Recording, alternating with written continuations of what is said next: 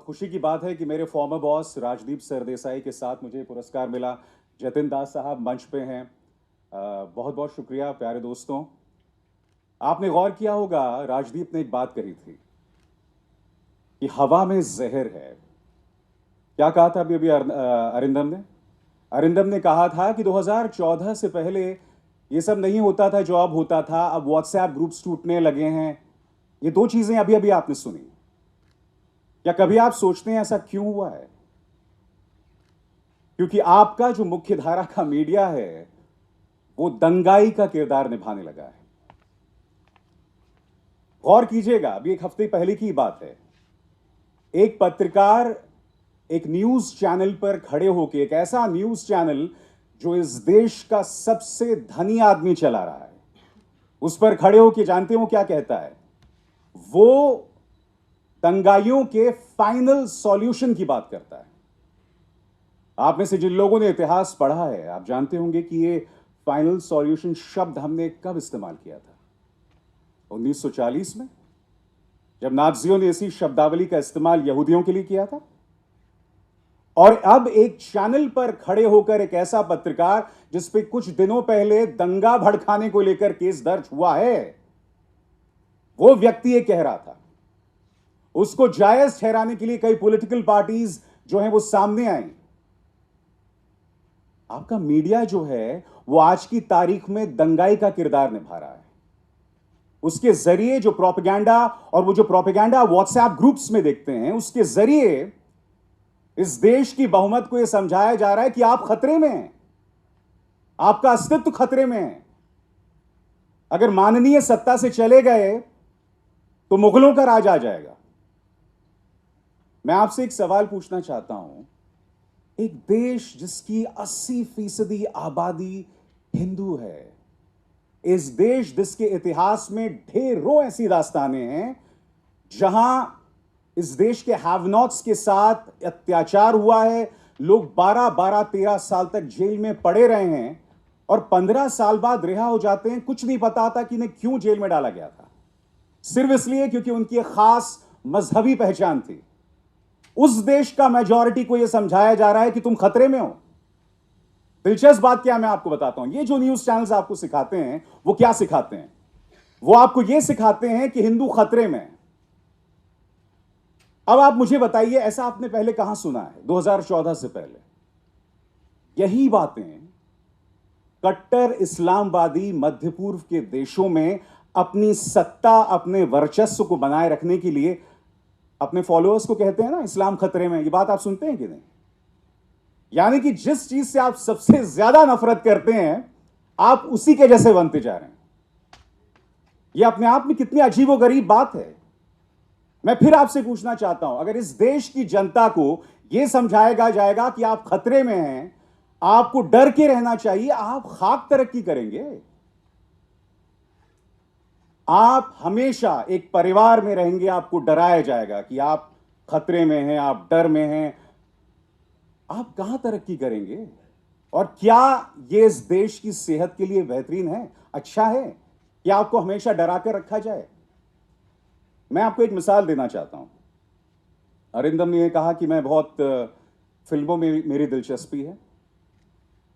2-3 गानों का जिक्र करना चाहता हूं मैं आपको। मधुबन में राधिका नाचे रे, मन तड़पत हरिदर्शन को आज, मुहे पनघट पे नंदलाल छेड़ गए रे। ये तीनों गाने हिंदू सोच, हिंदू सेंसिटिविटीज से जुड़े हुए गाने हैं। मगर क्या आप जानते हैं कि इसका संगीत किसने दिया? डज एनीबॉडी नो इन तीनों गानों का संगीत किसने दिया? नौशाद साहब ने। क्या आप जानते हैं कि उस गाने को लिखा किसने? शकील बदायूनी। क्या आप जानते हैं कि मोहे पनघट पर नंदलाल छेड़ गयो करे को छोड़ के बाकी दोनों गाने किसने गाए? रफी साहब। मधुबन में राधिका नाचे रे गाया किसने? उसे इनैक्ट किया दिलीप साहब। यह खूबसूरती इस देश की रही है कि आप और हम, हिंदू मुसलमान, हिंदू ईसाई, जब हम साथ रहते हैं, यह सिर्फ फलसफा नहीं है। हम लोग जब साथ रहते हैं तो हम सब आपस में जुड़े रहते हैं। इसे आप सिर्फ फलसफा या एक बोरिंग फिलॉसफी मत समझिए। क्या वजह है कि नौशाद साहब एक मुसलमान होते हुए भी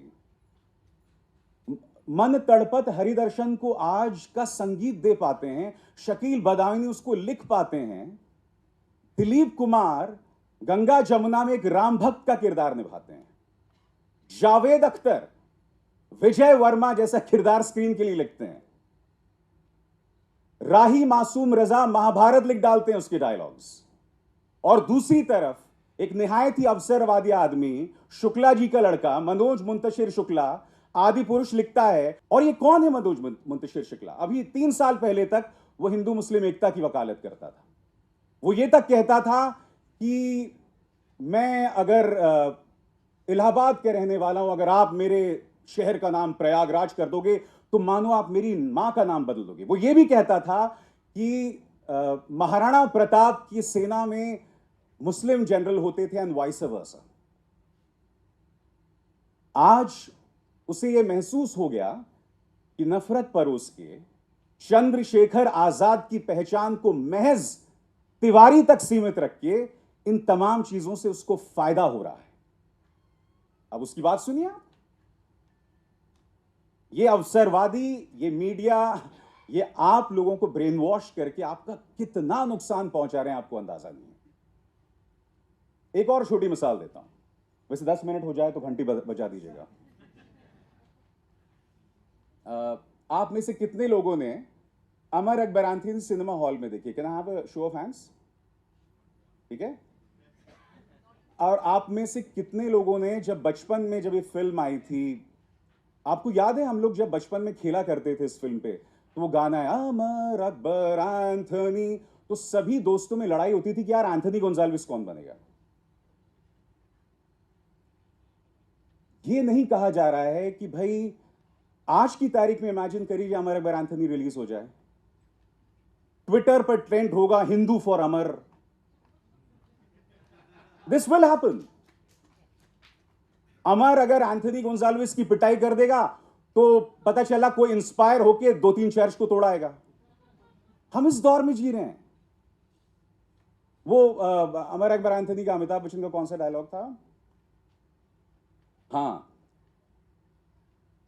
ऐसा तो 2 इस बार होता है, पुलिस का केस हो या ओलंपिक का रेस हो। उसका एक डायलॉग है उसमें। अब वही डायलॉग अगर आज के दौर में, या ऐसा तो 2 इस बार होता है, नफरत का केस हो या वोट का रेस हो। देखिए, मैं फिल्मों का जिक्र इसलिए कर रहा हूं कि हमारी फिल्मों ने, हमारी मीडिया ने कभी भी हमें बांटने का प्रयास नहीं किया। 2014 से पहले चाहे गुजरात दंगे हों, चाहे मुजफ्फरनगर में हुए दंगे हों, हम जब उसे कवर किया करते थे तो एक जिम्मेदारी के लिहाज से किया करते थे। हम भड़काया नहीं करते थे। आज की तारीख में हर न्यूज चैनल का हर प्राइम टाइम एंकर झूठ बोलते हुए पकड़ा गया है। उनके जो कार्यक्रम है दंगा भड़काने के काम आते हैं। हम उस दौर में जी रहे हैं और आप और हम सब उससे ब्रेन वॉश्ड हैं। दुख की बात यह है कि वही जहर, वही नफरत हम लोग अपने ड्राइंग रूम्स में सुनते हैं। आप और हम तो अपनी सोच को बर्बाद कर रहे हैं, हम अपने बच्चों की सोच को बर्बाद कर रहे हैं। और क्या हम उसकी कीमत को, हमें क्या इस बात का अंदाजा है कि हम क्या कीमत चुका रहे हैं उसको लेकर?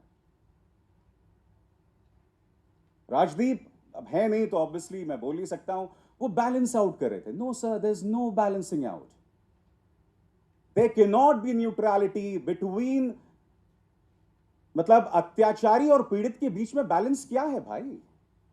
जिसके हाथ में ताकत है, जो अपना प्रोपेगेंडा रौंद रहा है, जो अपना जहर रौंद रहा है मास मीडिया के जरिए, उसमें और विपक्ष जो बिल्कुल अनाथ है, उसमें क्या बैलेंस है?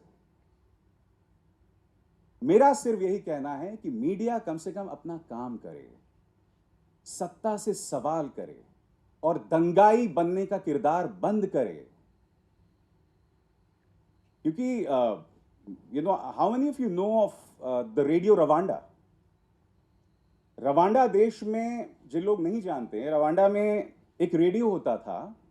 वहां पर शराब के नशे में एंकर्स आते थे या अनाउंसर्स आते थे और वो लोग माइनॉरिटीज के बारे में गालियां बकते रहते थे। नतीजा वहां एक जेनोसाइड हुआ टूत्सी समुदाय का। हम 2023 में भारत में जी रहे हैं और देखिए पिछले 5 साल में हमारा जो मीडिया वो रेडियो रवांडा से बदतर है। कोई जेनोसाइड नहीं है, वो एक अलग मुद्दा है। इन्हें जो नशा है और उस नशे से आप सब शराब हो रहे हैं।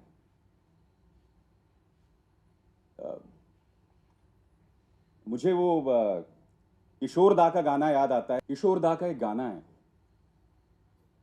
प्यार है जिंदगी की निशानी, ये बुजुर्गों का कहना है यारों, एक ही साज के तार हैं हम, हमको मिलजुल के रहना है यारों।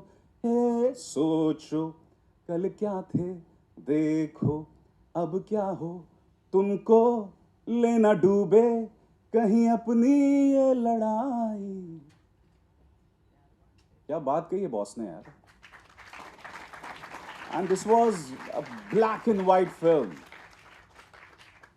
उन फिल्मों को फिलॉसफी रोमांस बता के आप नजरअंदाज कर सकते हैं, मगर अब भी हमारे लिए इतना कुछ सीखने को है वहां से ना।